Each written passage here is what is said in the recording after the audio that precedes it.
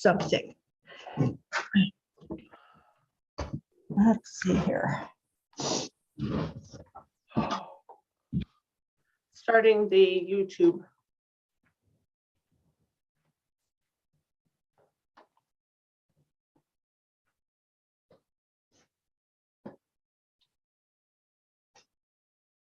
This looks different.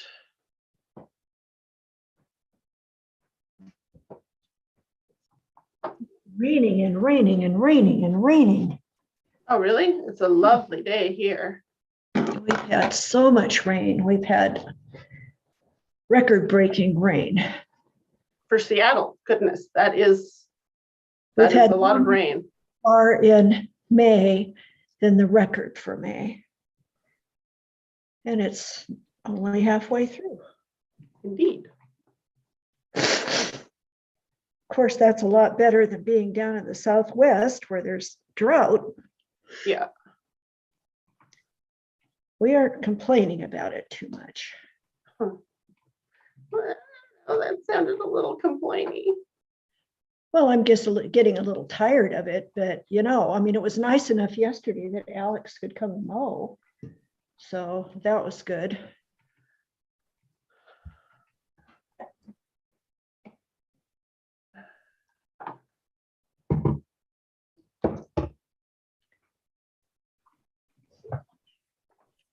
All right, so the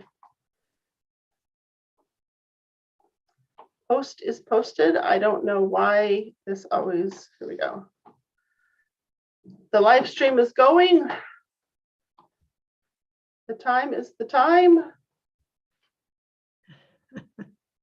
I am going to start the thing. If I can find the button. Oh dear, forgotten how to start the thing. There it is. Let's get this. I don't know why it doesn't say let's get this party started. It just says let's get this started. What were they thinking? My to-do list is showing.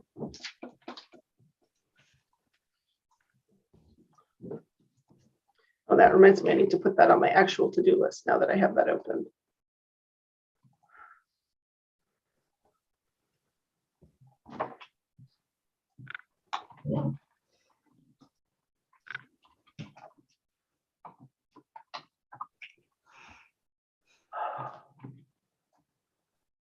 And here they come. Hello. Move around so my to-do list doesn't show too much, or I could just take it down. Hi, Anne. There.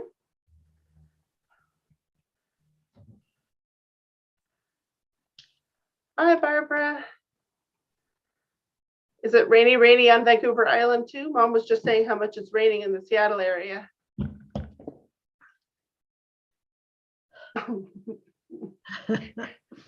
Well, I seem to have come up with the long straw on the weather because it's beautiful here. What's the temperature though? My watch says that it's, well, it's down to 13, but it was 19 degrees earlier. 19. 66-ish.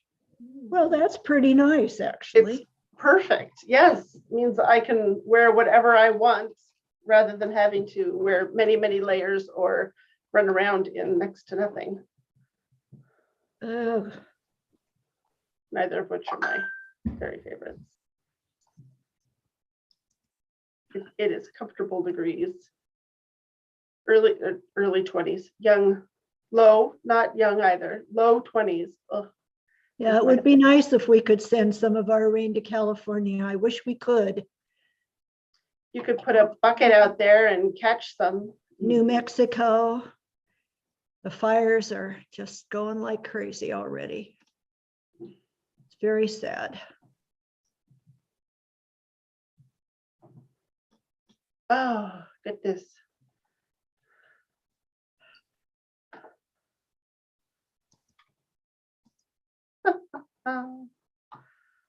Cool. A question from April there. I'll get to that in a bit. We'll just wait for a few people, a little bit longer for people to connect, and greetings and so forth. And Mom will do her scarf report, and then we'll get into questions. And there are questions. Somebody emailed one too, so yay. It's always more fun when there's something to talk about. Oh, excuse me. I haven't been sleeping lately.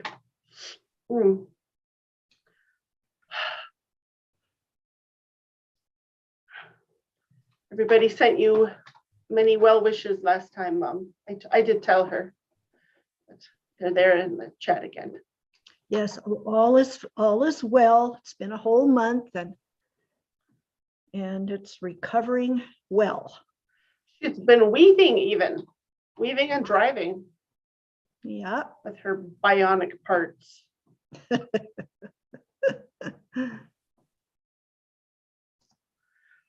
Well, it's what, 3 after? We might as well get started with the song and dance. I haven't done this is how you do the questions thing for quite a while. I don't think we have too many new faces, so most of you know the drill, but just in case you have forgotten the drill or you are new, to ask questions, use the Q&A button at the bottom of your screen if you're on a desktop or a laptop.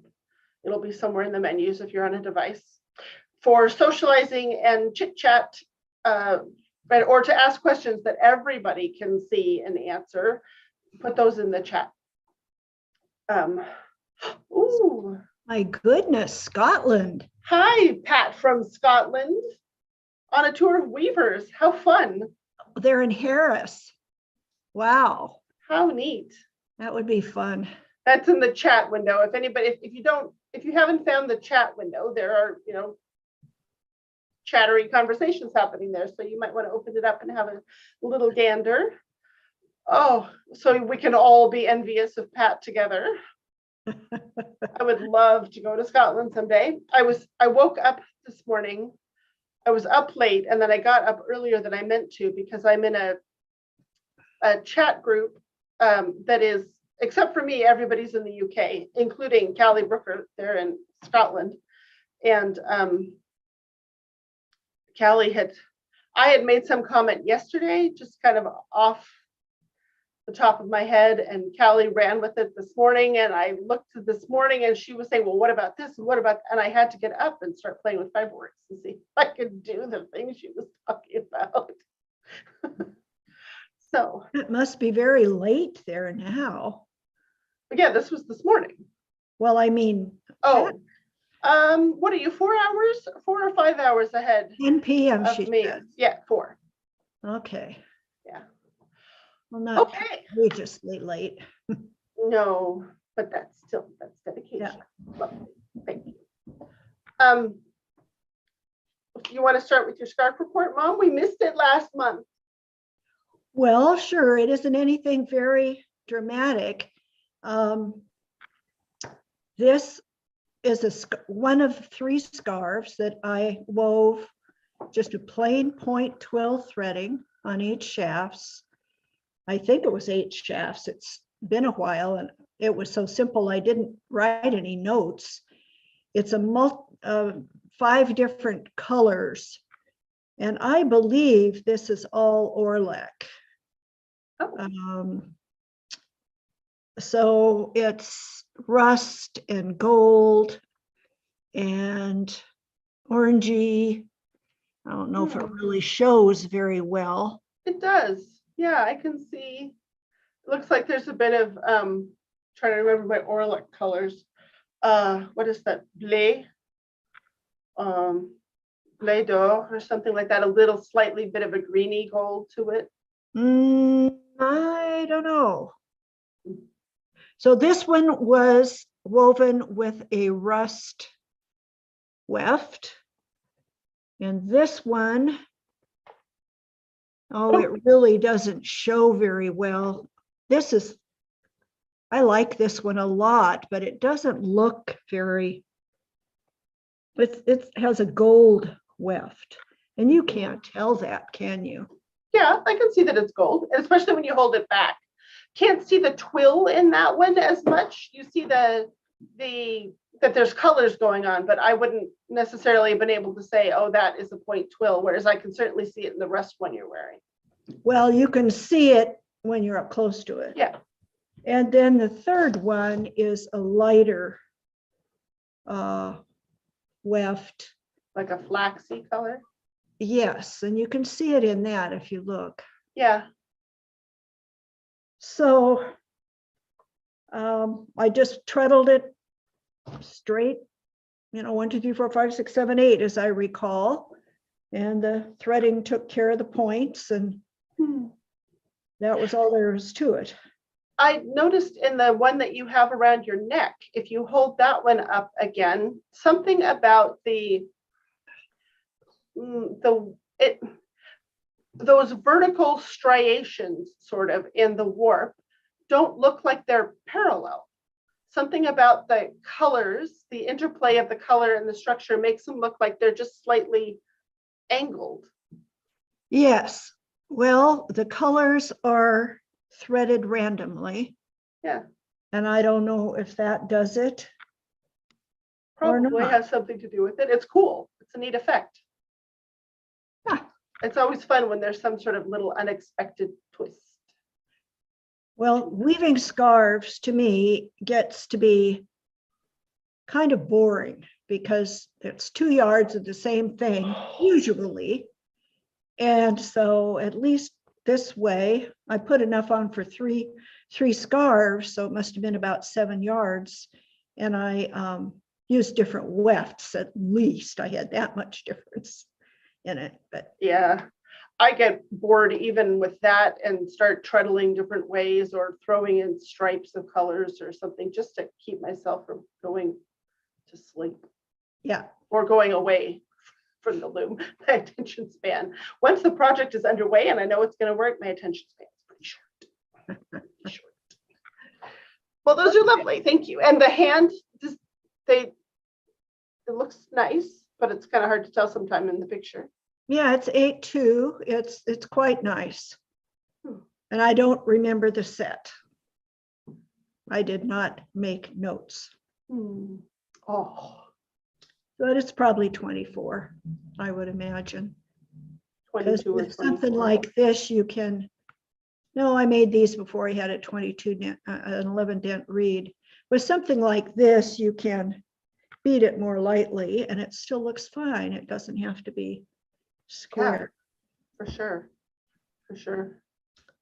Okay. Very nice. And just goes to show that you don't need to do anything groundbreaking to produce a truly lovely thing. As a stash buster, really. I could make several more with the Orlon that I have if I wanted. Yes. Yes. Okie dokie. Well, there are 3 questions now. Excuse me. Oh, I apologize. 3 questions in the queue, and there's the one by email too. So let's get started at the top. April says, can things like Brooks bouquet, lino, Danish medallions be done along the length of a project rather than the width on the loom? I feel like it's certainly technically possible, but I haven't found any internet or photographic evidence so far. I've not tried it on a sample warp, I think that means, yet. For Danish medallions, I'm guessing that the outline threads could hang over the back of the loom just like any other supplementary warp, or extra threads often do. As for Brooks bouquet and lino, could a weaver just keep a fishing net length of thread on a large darning needle and work? Oh, yeah. And next burning question, if these techniques are worked along the length of the project, are they still really lino or Brooks bouquet or Danish medallions? Well, to answer the last burning question first, I would say absolutely.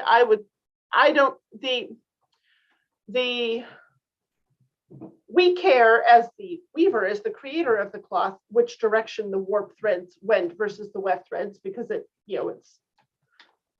essential to how we manufacture the cloth. But once the cloth is off the loom, it doesn't care which, if you think of like yard goods, it doesn't care whether it was woven this way or that way, so to speak. It's the same structure. We might technically call it turned this or turned that to indicate that it was done warp-wise when it's normally done weft-wise.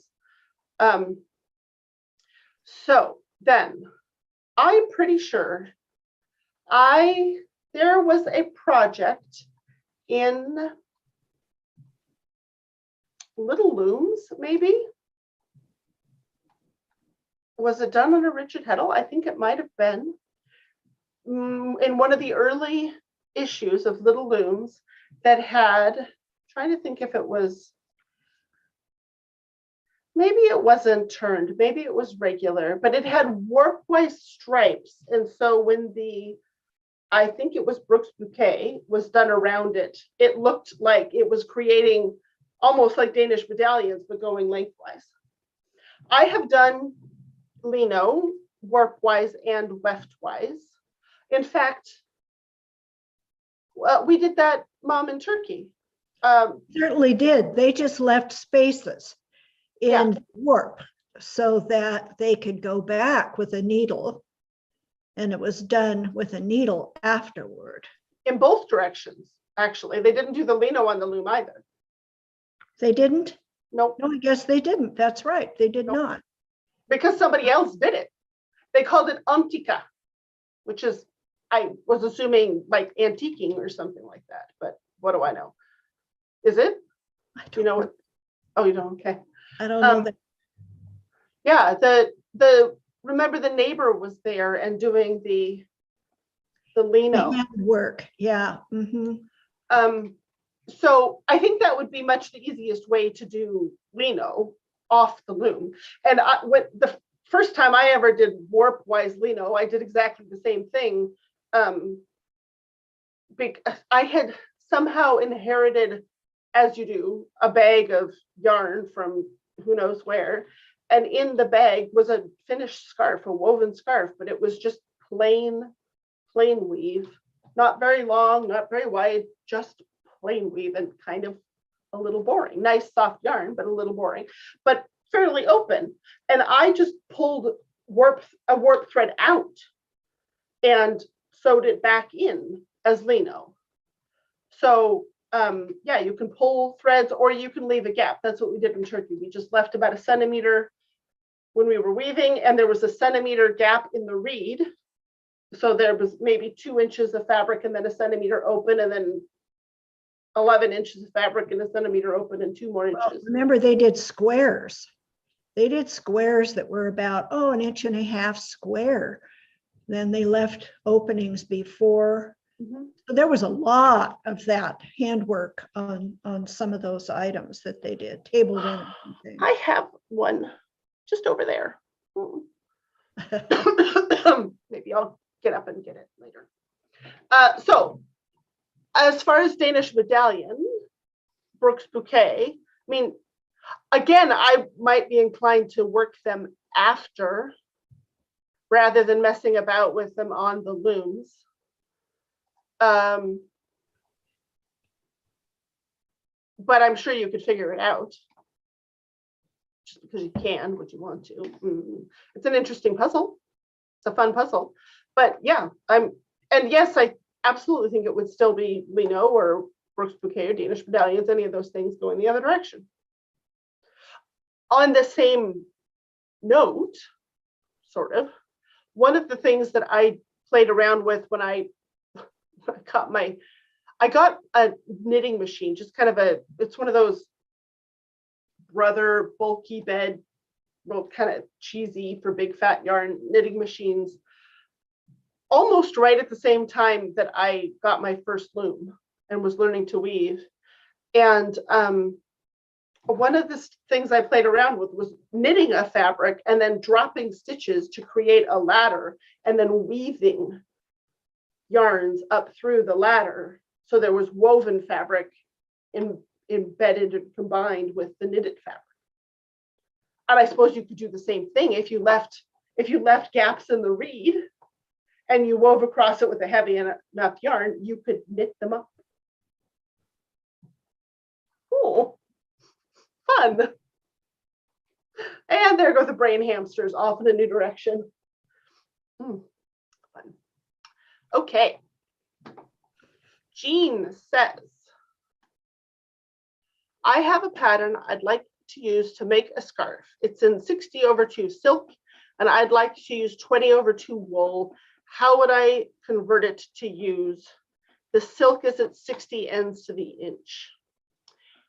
So my steps for this would be, because I have not worked with silk enough to just be able to say, oh, 60 EPI is this kind of a set for silk. So my first step would be go to the master yarn chart or some resource and see what the recommended set for silk is.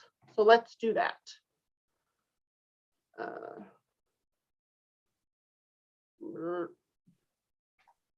Oh, hello, there's my to-do list. You don't need to see my to-do list. Or any of my many other things. Okay, I probably should have, okay, let's, let me find the file and then I'll share. How about that? You have to watch me look for it. Do you have the master yarn chart handy, Mo? Well, I know where it is on in my computer. Oh, I found it. Okay. Yay for the searchy thing. Okay.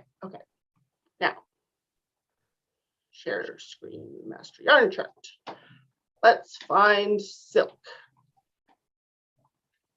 Silk 62.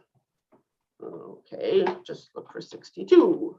There it is, 62 silk. Okay, and it says 40, 50, 60. So 60 is the recommended set for twill. So 60 is kind of the standard average twill set for 60/2 silk. So then I would go find 20/2 wool and see, that's silk and silk. Let's find wool, more silk, linen, don't want tencel, don't want cotton. There we go, 20/2 wool.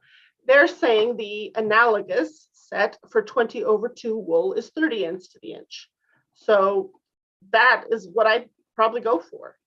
Keeping in mind that silk and wool are going to behave differently in the cloth. So where you might get the luscious drape and sheen and of silk, you'll get a different kind of fabric from wool. But you know, that's just part of choosing that fiber. The analogous set would be about 30, and you might need to sample in order to, you know, determine whether you want it to be a little bit more open so that it will fold and fill in and get a little firmer, or whether you want it to be firmer. Depends on how what kind of wool you're using. If it's one that's worsted and you want to keep it nice and thin and flat and not full it up. But that's where I'd start. And then if you wanted to use the pattern as written, this is closely related to the next question that I got by email from Sandy Lincoln. If you wanted to use the pattern as written, and it's at 60 ends to the inch, and you're using something at 30 ends to the inch, your thing will be twice as wide.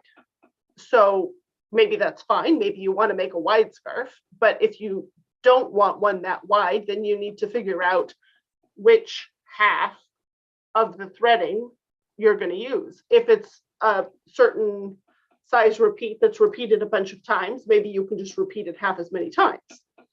Or if it's a larger motif and you have to lose part of it, you probably want to lose balanced amounts on the sides so that what you have left looks logical. So you don't just chop off one side of something and have it look unbalanced. So that is how I would approach it. Mom, thoughts? Oh, I'd do the same thing. I do think that sampling would be pretty important. Yeah. Because they're going to act different from each other. For sure. For sure. But that's how I tend to. Project A says use yarn A at set A, and I want to do project A with yarn B, what set to use. I figure out where set A falls within yarn A's sort of spectrum. Is it on the firm end, the close end? Is it on the open end? And then try to do something similar with yarn B. moderated again by how the fiber is going to behave differently. Alrighty.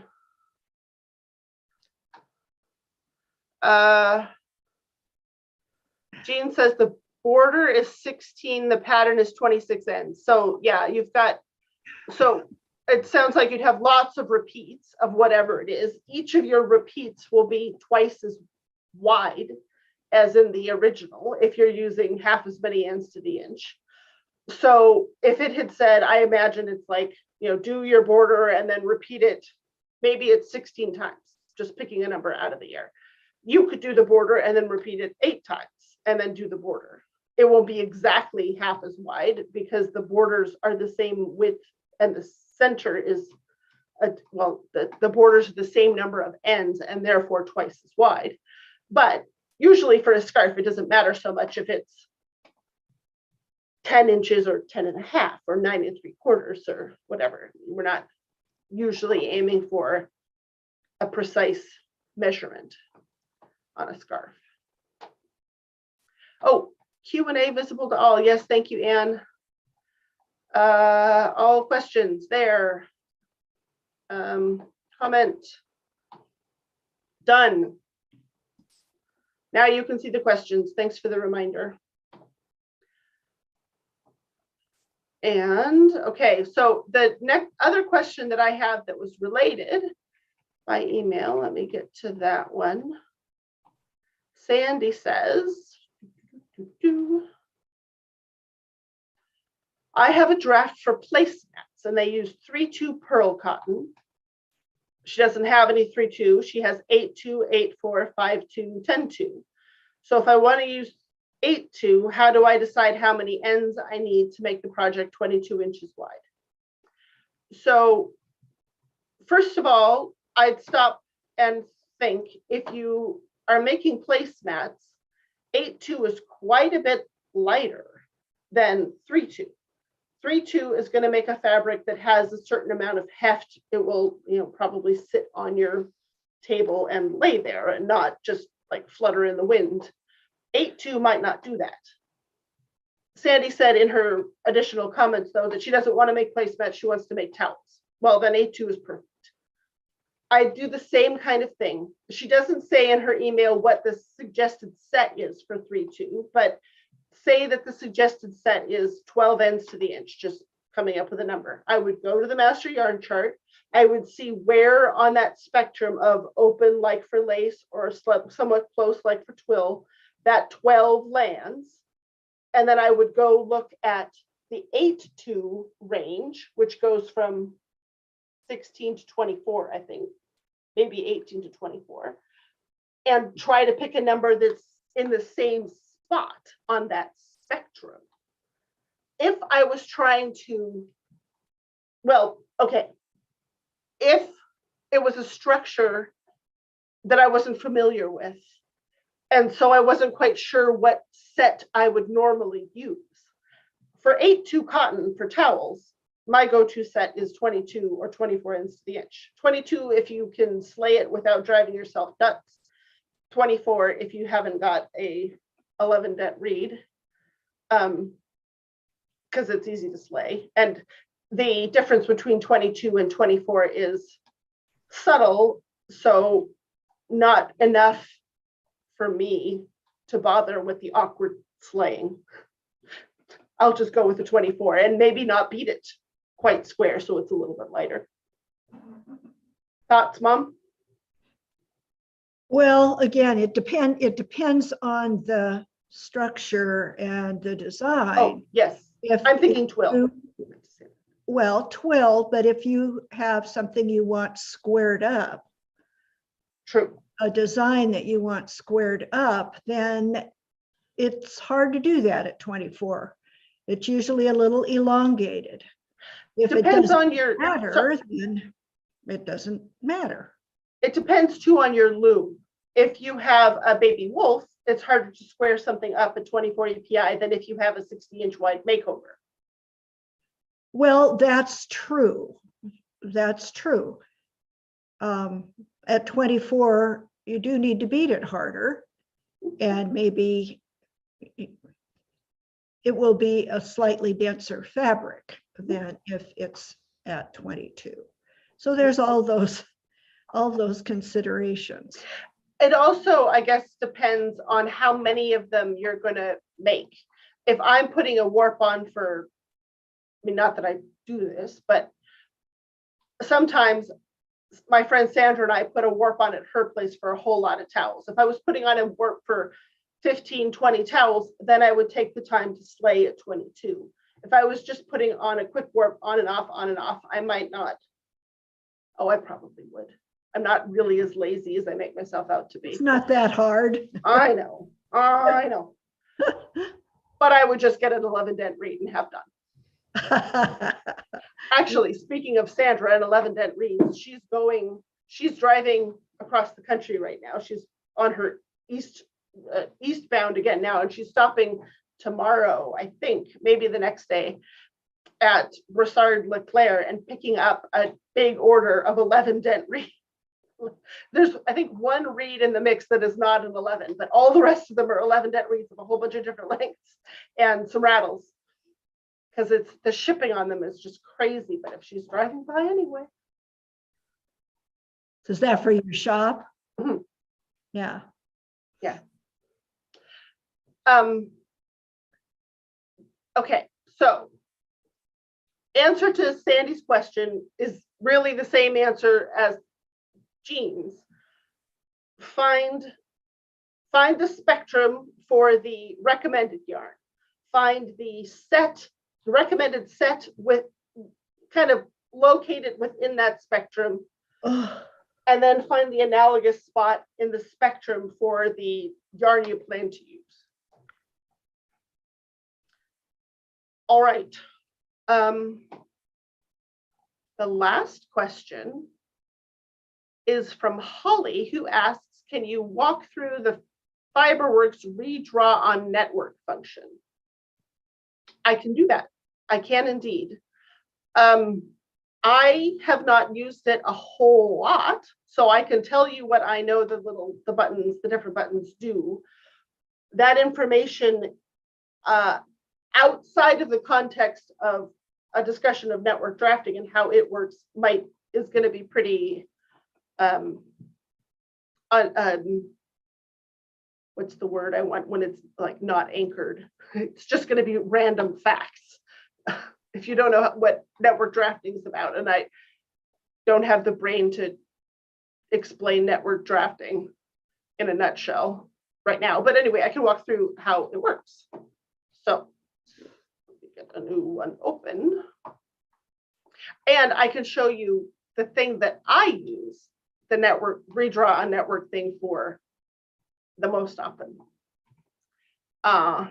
So, oh no, that is not share, that is Fiberworks thing. Alrighty. Are you seeing Fiberworks, Mom? Yep. Okie dokie. So, in order to redraw something on a network, you have to have something to redraw. Let's see, I'm going to increase, oops. Apparently the keystrokes for change your tie-up also open the panelists window in Zoom. So I get to use the menus. Change my tie-up to, there it is. Let's go with 16 shafts for the moment. So I am going to use the freehand drawing tool, which means it's not going to force the lines that I'm drawing onto any kind of shape. And I'm just doodling a thing. And you might hear people who talk about such things refer to this as a design line. This is the line I would like, let's see, see right there, it's just flat at the top because I ran out of shafts. I'm just going to make it go up here and back down. Why not? There. because a design line works kind of like a twill diagonal. You know how the twill diagonals they run off the top and wrap back around to the bottom, right? So here is a design line. And if I were to, let's see, put a whole lot of straight draw in the treadling and a single line of, oops, missed it. Hang on. A single line up the center of the tie up, I would be able to see tie up, twill, repeat. Oh, one there. Tie up, twill, repeat, apply, close. I would be able to see the shape of that design line. So this is not a weavable fabric. This would be a million zillion floats, but it gives you an idea of the shape of the structural movement motifs, so to speak. I know that's not a very good explanation. And I could repeat it. I could do different things with it, but it's not a weavable cloth like this. By network drafting is one method you can use to make sure that whatever threading you choose is actually able to weave the underlying, the structure that forms the foundation of the network that you've chosen. And I know that's not going to make any sense at all if you don't know more about network drafting, but the redraw on network tool, let's get that open, is going to help you turn a threading into a networked threading. Actually, before I do anything with this, I'm going to save my file because Fiberworks in Windows will only undo some things and only so far. So save as office hours Oodle design line. These are the things I've had open today. These here, this one at the bottom, 44 shaft jellyfish aliens holding hands. That was also part of the conversation that got me up out of bed this morning. Okay, so now going back to redraw on network. So now, when you are redrawing on a network, one of the options that you have is to take the threading, as it may be, and reduce the number of shafts it requires by using one of two methods, either telescoping or digitizing. So this first little panel of buttons in the redraw on network dialog box is letting you choose whether you want to just leave it with the number of shafts you currently have. You're not going to reduce it at all, so you leave it with no reduction. Or if you want to use the telescope method of reducing, or if you want to use the digitize method of reducing.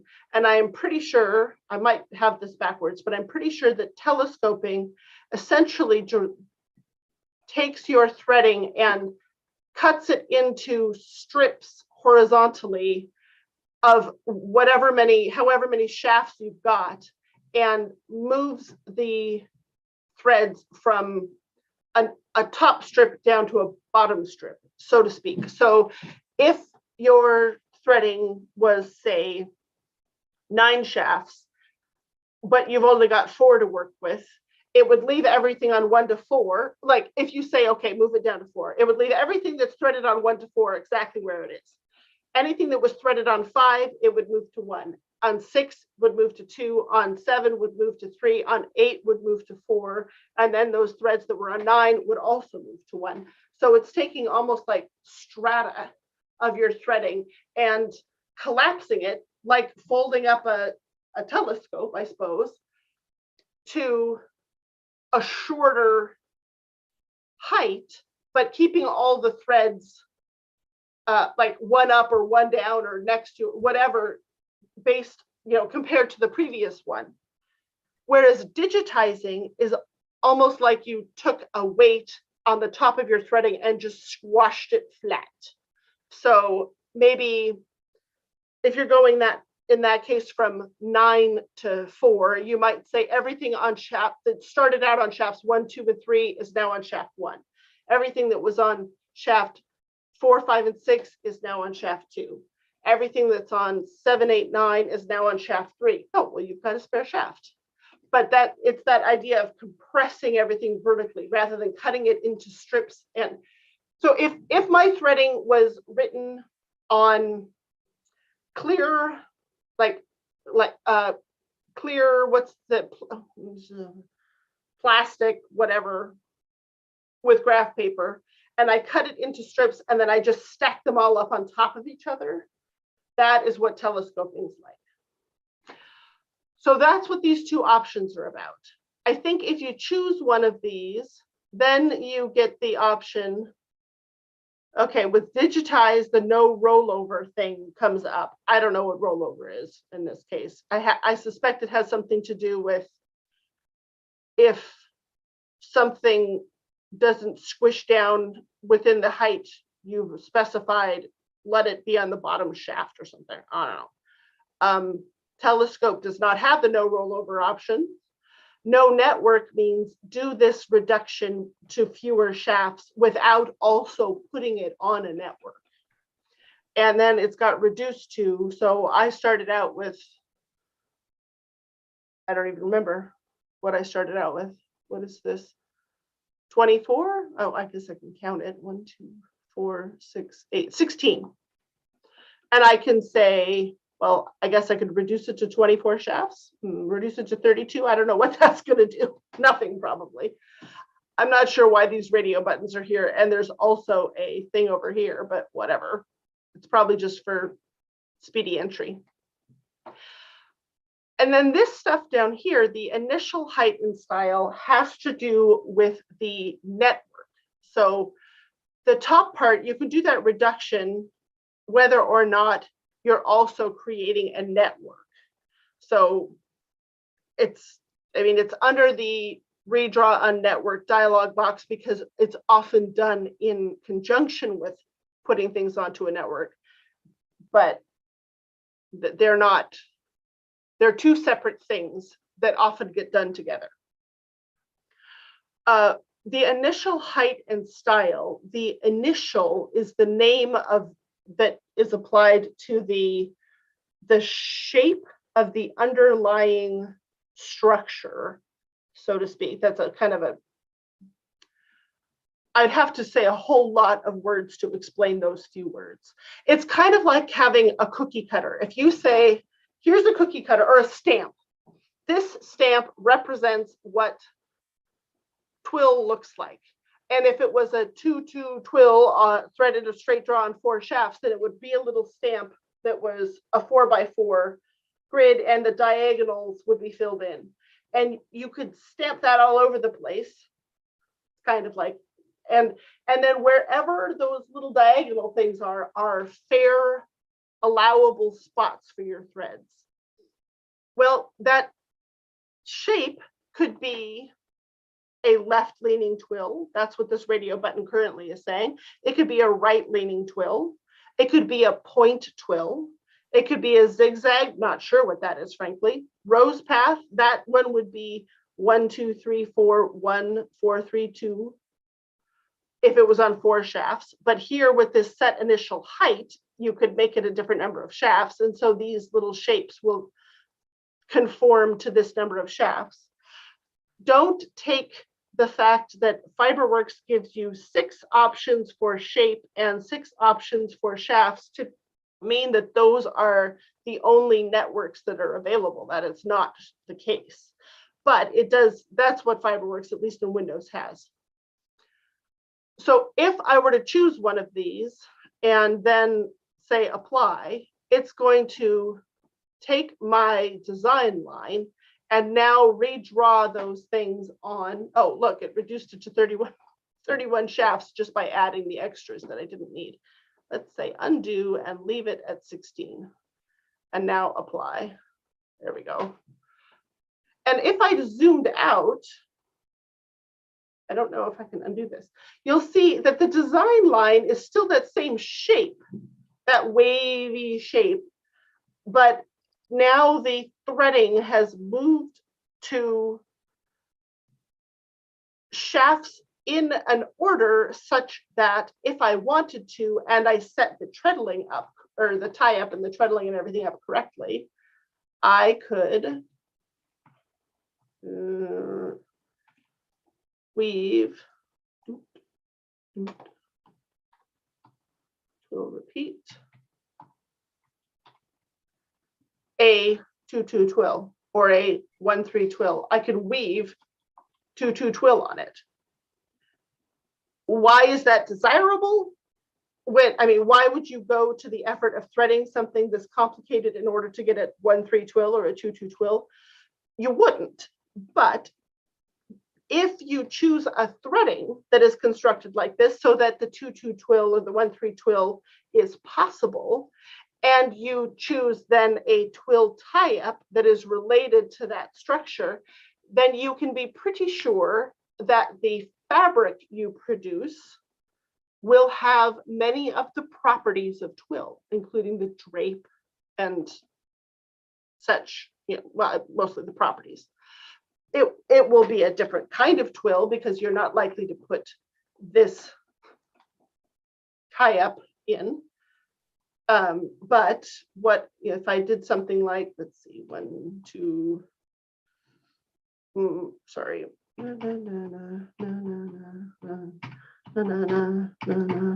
Okay, let's try that. And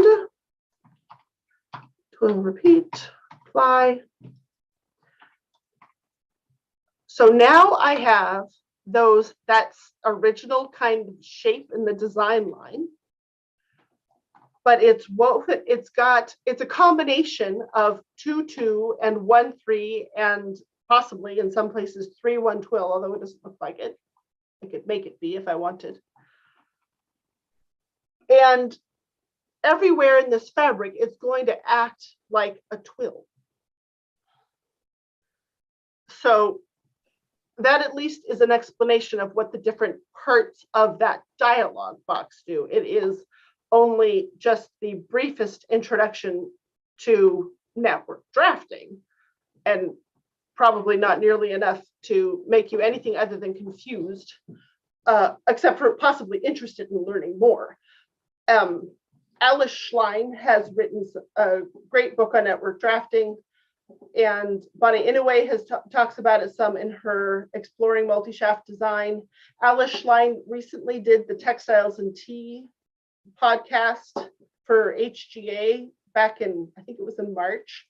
So that should be in either the HGA Facebook page, they have links, or the YouTube channel. I haven't watched it yet, but I'm anxious to. And of course, there's articles about it, many of them written by probably Alice Schlein and Bonnie Inouye, in Handwoven and other publications. I hope that's what you were hoping to learn. Okay. And nothing in the Q&A at the moment. So I thought I might do a little bit of show and tell. And Mom and Holly, anyway, have already seen all these things because they came out of the, and Yvonne, they came out of the Seattle Weavers Guild Overshot Study Group that I lead. But we have had some sample exchanges.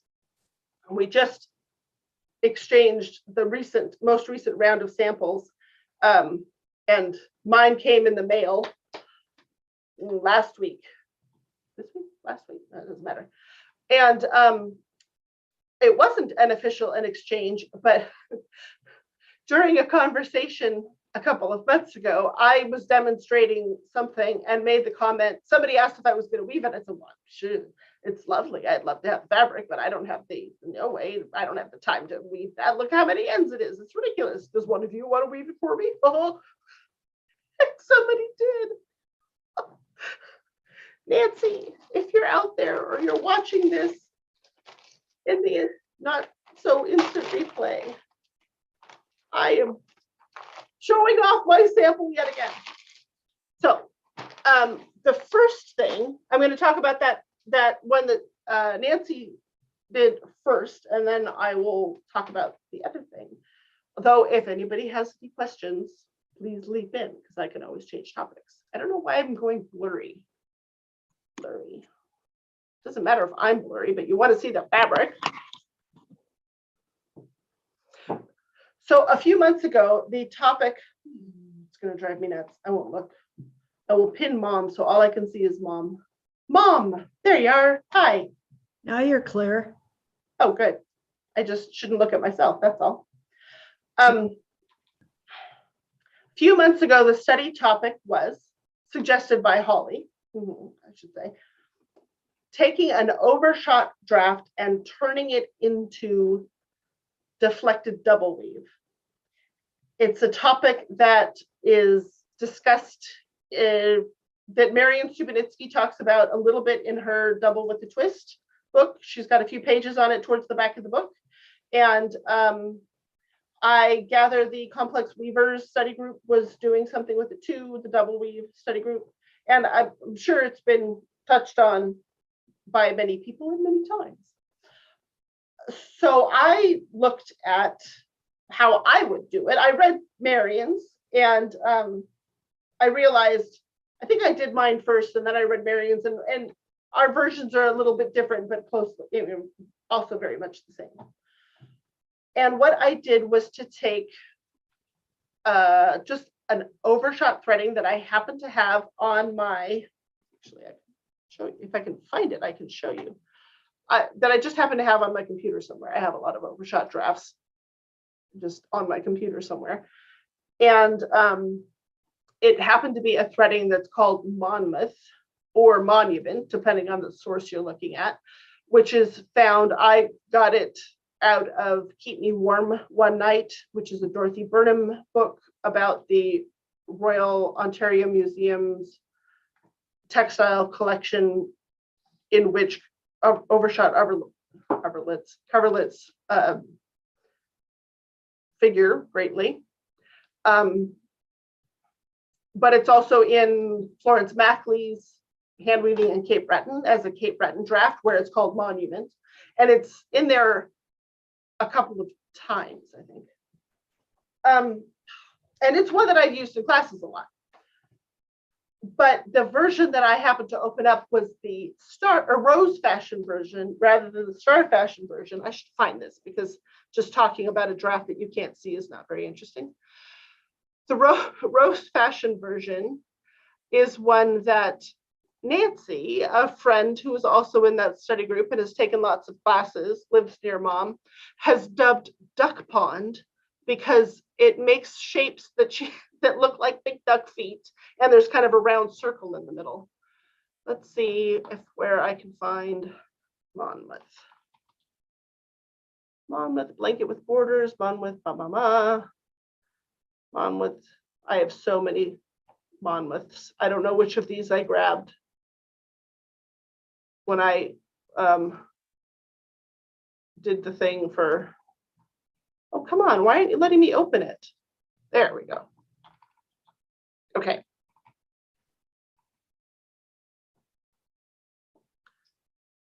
Monmouth. And if I do it, no, why does it say this webinar is being recorded? Wasn't it being recorded before? Confused. It's because I keep hitting the wrong keystrokes. Can I? There we go. So it's got these big wheels with these sort of long and pointy 4-point star things. And if you turn it into Rose Fashion, transform. reverse, close,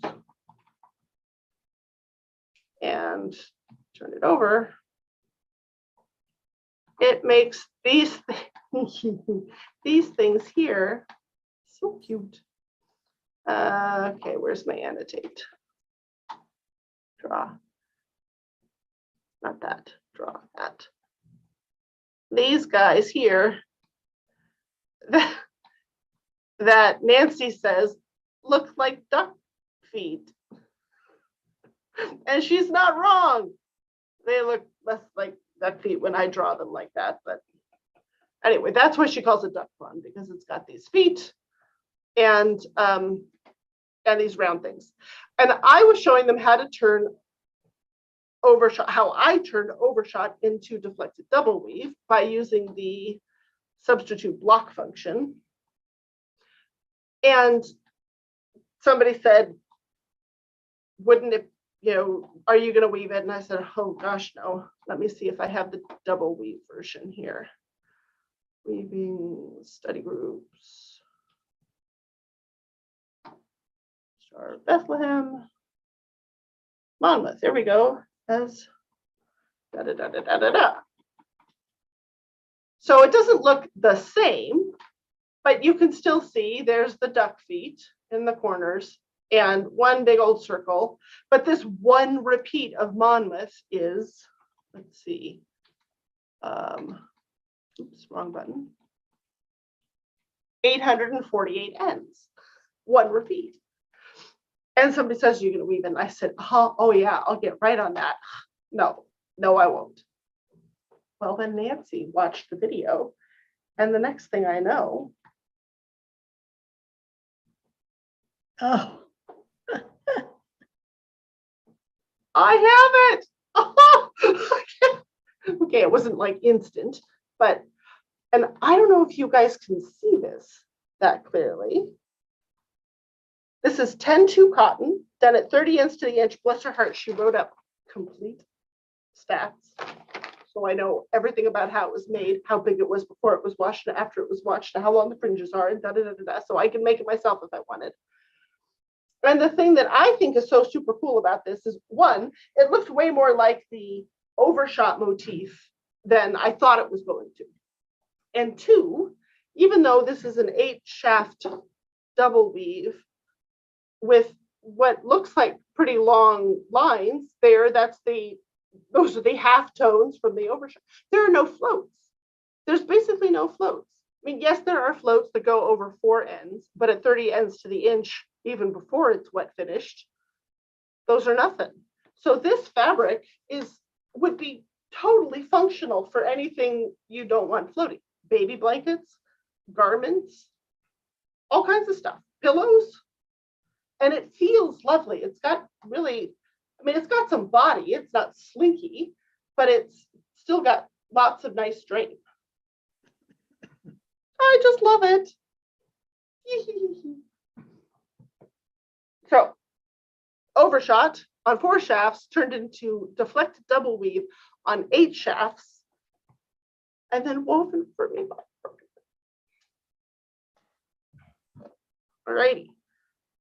Mom, have you ever woven this kind of a thing? But you've done some deflected double weave, but I've done some, yeah, but I haven't. I think for some reason, that whole project I skipped. I can't remember why. It wasn't, well, we discussed it, but we didn't weave it. Oh. Nancy's the only one who wove it. Lucky me. No, we didn't weave it as a study group. Okay. What we did weave as a study group was overshot turned into overshot patterned double weave, which is a double weave fabric, which doesn't have any floats. It's plain weave. Well, shouldn't say it's plain weave. It's definitely not plain weave, but it has no floats longer than one end on either surface. Here is my sample.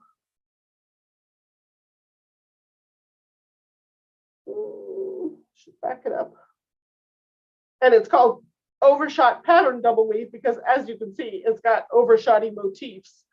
But overshot doesn't really have anything to do with the structure, except that if you start from an overshot draft and manipulate it in a certain way, you come up with this double weave cloth that has the motifs from the overshot draft in it.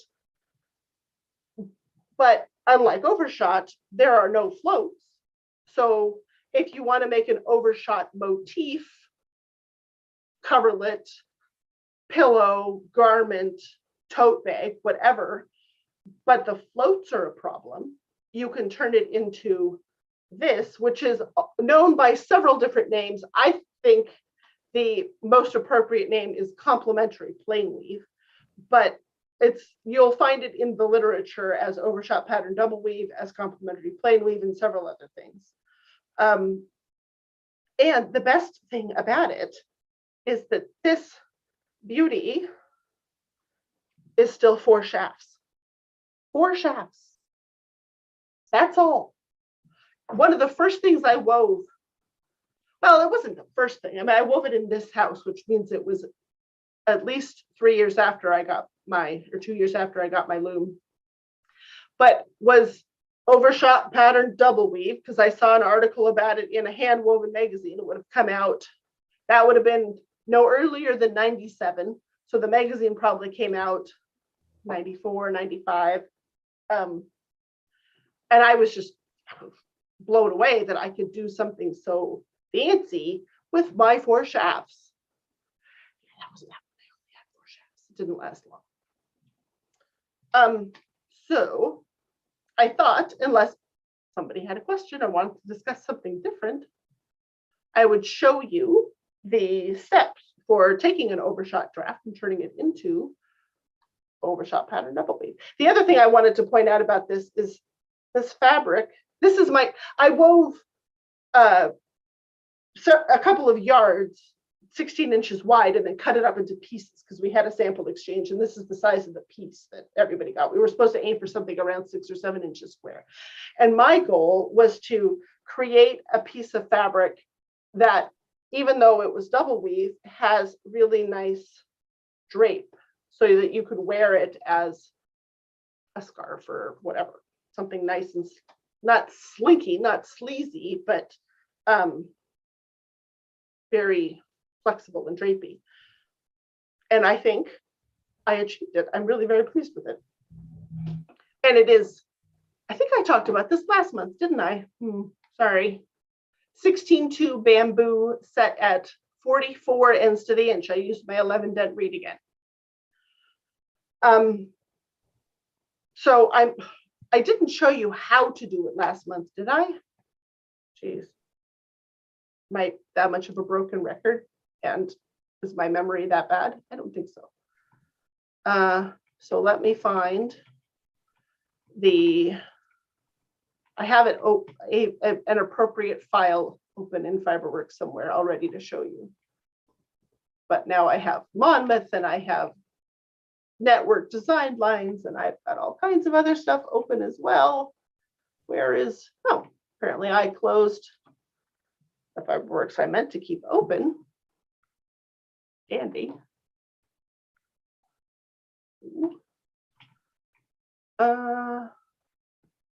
Keep that.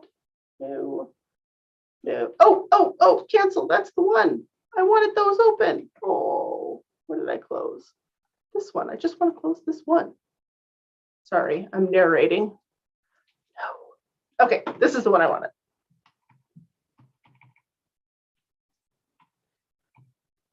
Sure. All right, so give it a moment until you can see my Fiberworks. So here is just a simple overshot pattern. If you took unraveling, you may recognize it as the diamonds pattern. Very small repeats, but the same process works for any overshot threading.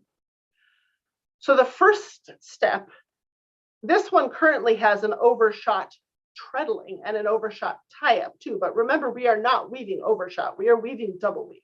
So step number one is to change the treadling. And what you want to do is treadle it exactly as drawn in, not in overshot style, so that the threading alternates odd and even, just like the treadling does, just like the threading does. And I meant to say, I promised that I would show you the thing that I use network drafting for.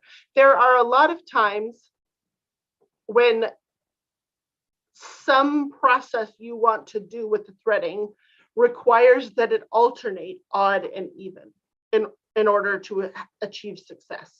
And this overshot patterned double weave, complementary plain weave, whatever you want to call it, is one of those times. So if you're starting with a threading that does not alternate odd and even, you will not achieve success. One thing you can do with redraw on network, if you say that your initial height is 2, that will force everything to odd and even. And if you say left or right, that's whether it goes like even odd, or odd, even. Doesn't usually have a real big impact on the end result. So I usually just leave it on left, though I could put it on right if I wanted. I could put it on any of these and say an initial height of 2. And when I apply it, it shifts everything so that it alternates now odd and even. So if I wanted to use some other threading and try to see if this complementary plain weave maneuver would work on it, my first step would be to force it to odd and even by doing that thing I just showed you. But overshot, by its nature, already has an odd and even threading. So we don't need to do that. And we want the same thing in the treadling. So step one is to copy the threading into the treadling. And I'm showing you how to do this in Fiberworks, but of course you could do the same thing with pen and paper. You do not need a computer to do this. The next thing I usually do is to go to the tie-up and change the tie-up. So, well, that's as much as I can zoom in. For overshot, we have each treadle tied to 2 shafts so that the pattern weft floats over threads on 2 shafts at a time. We are going to take that out so that it only has 1 shaft. It's that same bottom left to top right diagonal that I had in my tie-up when I was looking at the design line on 16 shafts. And you can see now the fabric, it doesn't have the solid blue areas anymore. It has this sort of speckly look to it. This looks a lot like swivel. If you took departures, this is what a swivel would look like. And I'm pretty sure if I took the time to really analyze it, I would discover that overshot patterned double weave is very much like swivel with the plain weave on both sides, but rather than having all the floaty bits trapped in between, those floaty things are going to the other side to make that side's fabric. So maybe it's not really that much like swivel, but each side of it looks like swivel. The next step is to make an echo of your threading. So, and you want to put the echo on the opposite shaft. So if I did not have Fiberworks, or if I didn't have Fiberworks Silver, which can actually just do this with a couple of keystrokes, if I was doing this with pen and paper, or if I was doing it manually in Fiberworks, my first step would be to insert a space between every warp thread, like that, et cetera, et cetera. And then, well, I guess I can do, oops.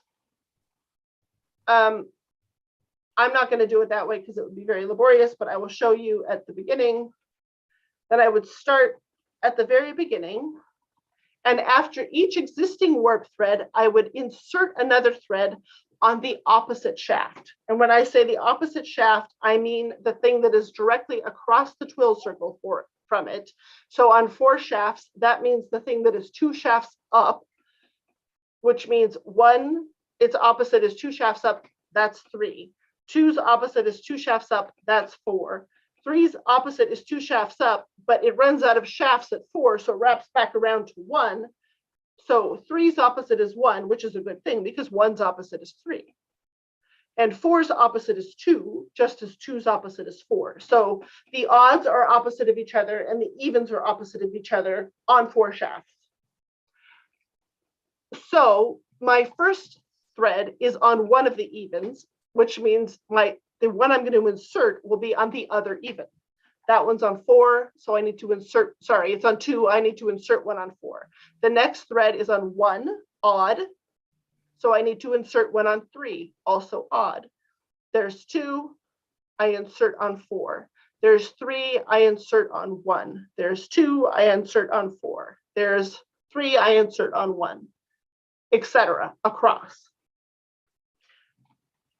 If you happen to have fiberwork silver,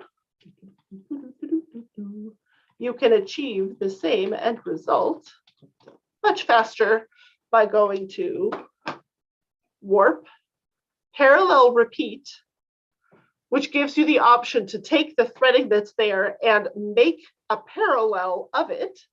And if I were to do it on shafts above, which is the default option, it makes an echo 4 shafts up like that. But I don't want to do that. I don't want to go to 8 shafts. I want to stay on 4 shafts. So instead, I'm going to say an extended parallel. And now automatically the shafts shift to by 2. That'll be, if I had a 6 shaft threading, it would say 3. If I had an 8 shaft threading, it would say 4. It's half of the number of shafts. So the default behavior is to put the new parallel, or the echo is how I think of it, half the shafts up, which is exactly what I was just doing, inserting something on the opposite, which was half the shafts up. And there it is. That's done all in one job, which is a whole lot nicer than having to do it the other way. Now, this doesn't look like a darn thing. So the next step is to also do a parallel in the treadling. And in this case, rather than inserting it half the treadles over, we are going to insert 4 all new treadles over. So at the moment, I have this set up so that it requires 8 treadles. And if you have 8 treadles on your loom, this is the easier way to treadle it, but it's not necessary. If you don't have 8 treadles, you can still weave this. And then the next step is to build the right half of the tie-up, which is, in a nutshell, it works like double weave. You take the same thing. Oh, here, let's copy it. I paste it on the right side, and then I change its face. So what was up is now down, and what was down is now up. And the last thing is to cycle it up half the shafts, because remember that new set of threads is up half the shafts.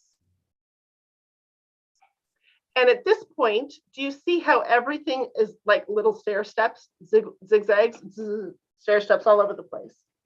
If you have woven much double weave and looked at the structural drafts, you may be aware that these little stair steps are the hallmark, the calling card of double weave. If you have stair steps like this in your draft, then wherever you see them, you have created little pockets. They don't look like anything with the colors this way, though. So the last step is to pick some colors, pick 2 colors in the warp and make them alternate. And then usually you pick the same 2 colors in the weft and make them alternate. But you don't have to pick the same 2. You can pick 2 different ones.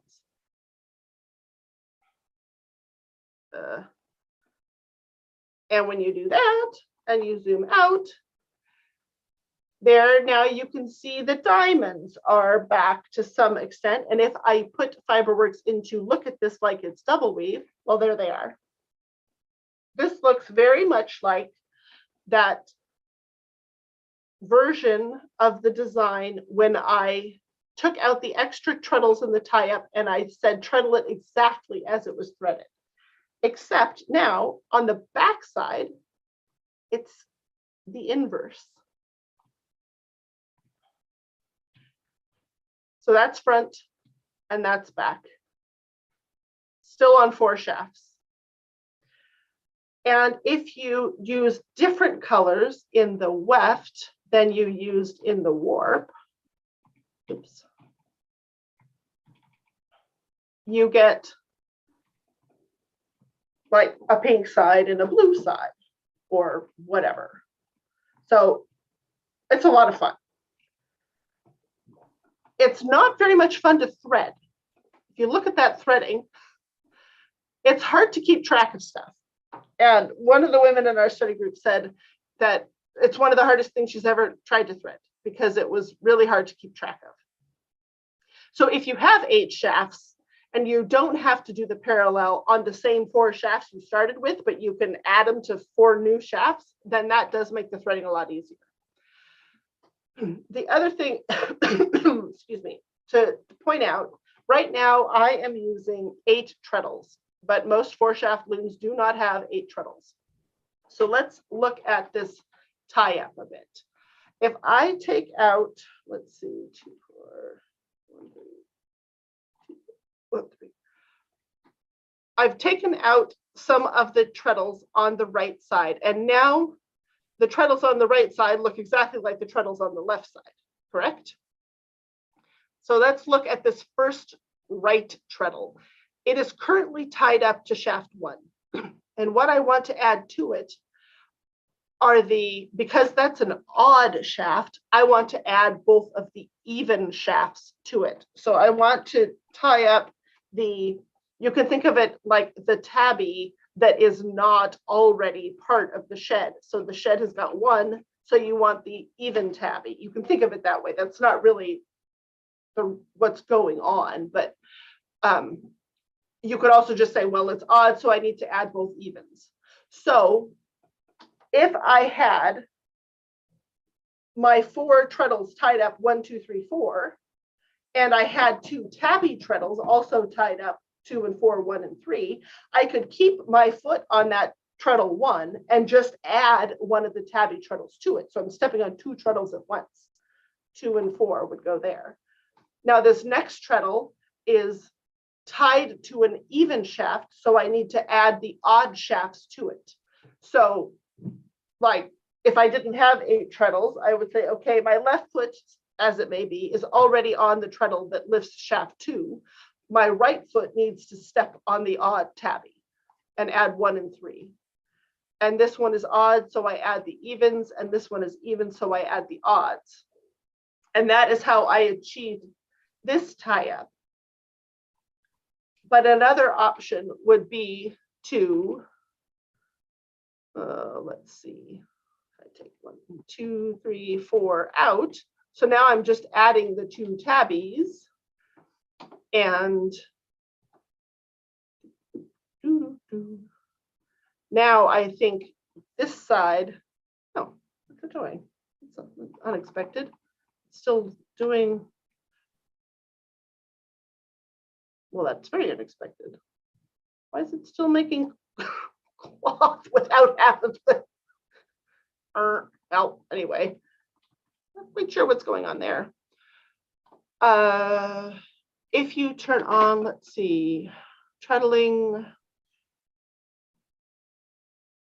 tie-up, there it is, multi-pedal treadling. I could say, okay, this one was on shaft 2. The next one needs to be on both shaft 2 plus that extra tabby. So I'm going to keep my foot on that same treadle and add the tabby with my other foot. And that's always the pattern everywhere. Same treadle, add the tabby, same treadle, add the tabby, same treadle, add the tabby, same treadle, add the tabby, same treadle, add the tabby, etc. And at the moment, I've got, like, 4 shafts being add the tabby, but they doesn't have to be 4. It can just be 2, and then you can weave it on a 6 treadle loom. That's not the right one. That is. So it can be done on 6 treadles or on 4. You just have, if you have a direct tie-up loom, you just have to step on 3 treadles at once then, which is not the end of the world. On 4 shafts, they're always close enough together that you can manage it. So that is how one takes an overshot draft and turns it into overshot pattern double weave, which is what this fabric is. It happens to have stripes in the warps, and I was a little bit on the lazy side, so I only used a single shuttle for weft, which means the 2 sides are the same color. They could be different, more markedly different, if I had used a second color for the back side of the fabric, or the front side, whichever. Oh, my nose is itchy again. As some of the folks in the study group did do. I have samples.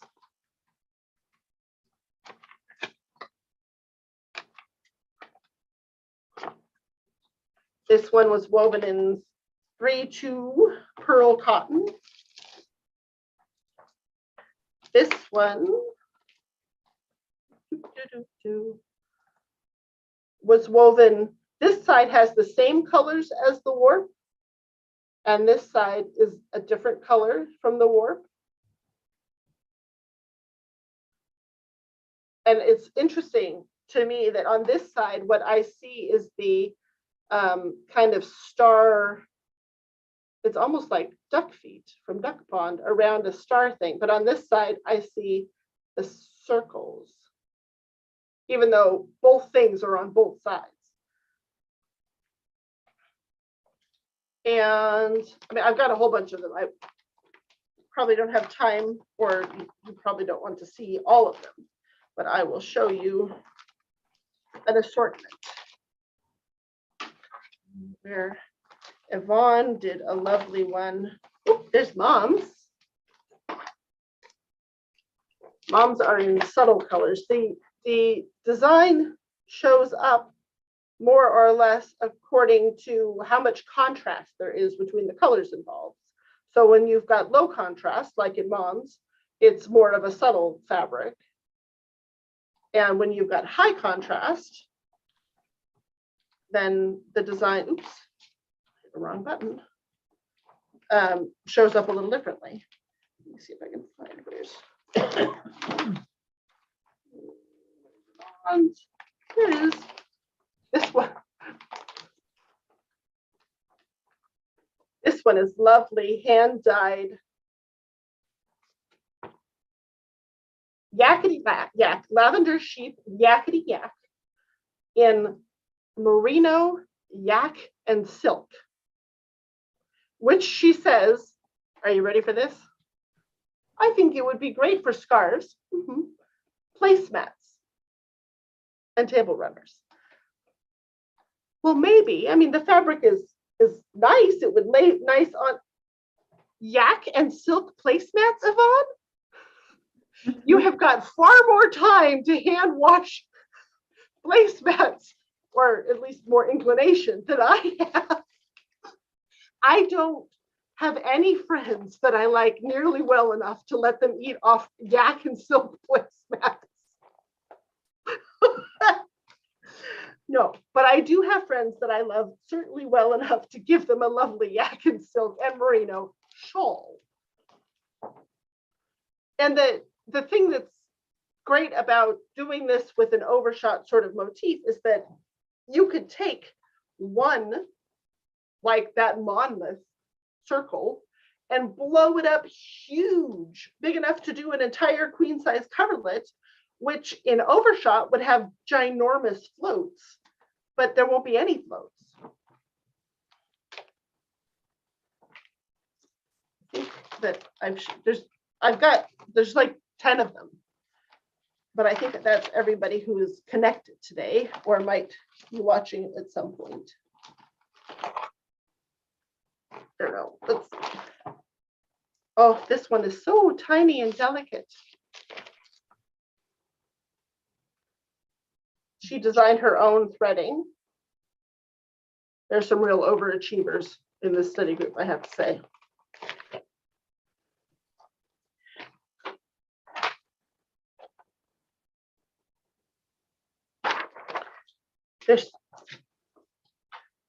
Let's see, that one's, oops, oh, it's attached to the page. I always forget. I try to take it out. Can you see how delicate that is as an overshot pattern? This one would make placemats that I would let my friends eat off of. It's 8-2 cotton. And it's got nice heft. It would lay flat on the table and I could put it in the washing machine. So that's my story time in lieu of a book report. It's a structure report. Janet, Yes. I think it's worth mentioning that Jennifer Moore's book on double weave, both the original and the new updated one, talks about how to do this conversion. Yes, absolutely. Good. Thank you for pointing it out. So does issues like it might be 31 or something of Weaver's Craft. Yeah. Which is an excellent publication for anybody who only has 4 shafts, because everything in it, except for the very last issue or two, is for 4 shafts. And she always explains how the designing happens. In addition to, here's a pattern. Okay, so Yvonne is saying it's superwash, it'd be fine. It's superwash wool, yes, but it's still yak and silk. If somebody's gonna spill their chicken soup or their cranberry sauce or something on it. Their red wine. Yeah. She says it's for Christmas.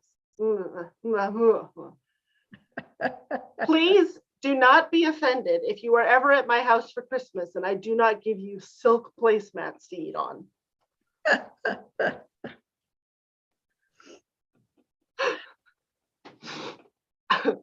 I may give you a silk scarf someday, though. It's lovely yarn. It's lovely. It's just, I don't know. It's something that you'd want to show off. It's something you'd want to take out, too. Yvonne, who is commenting there, who wove the fabric, she dyes it. She is the lavender sheep of Lavender Sheep, and it's gorgeous yarn. But, if I had made something out of that, I would want to take it out of the house, take it out and about and show it off where more people are going to see it than whoever's eating at my table. Anyway. So that concludes our office hours, I do believe, unless anybody has any last minute questions. I don't see anything in the chat. I don't see any more emails. I haven't looked at Patreon because I never remember that I can even do it. But there are no comments there either. So I think we're done for May. Seems like we just did April. It was only like 3 weeks ago because April was late because of Easter and bionic hips. And May is just early because Sunday was the 1st. All right. Okay, goodbye, everybody. Done for another month. See you in June. And June is halfway through the year. How did it go from it's still winter to halfway through the year that fast? Well, partly because you live in Cape Breton. Yeah, it's true. It snowed on my birthday, as it so often does. Only a little, but I think it's done with snow. I think we're gonna take a leap of faith and take the snow brushes out of the car and put away these winter shovel. And get out the summer shovel, probably. Okay, Right. bye. Bye. Thanks for coming.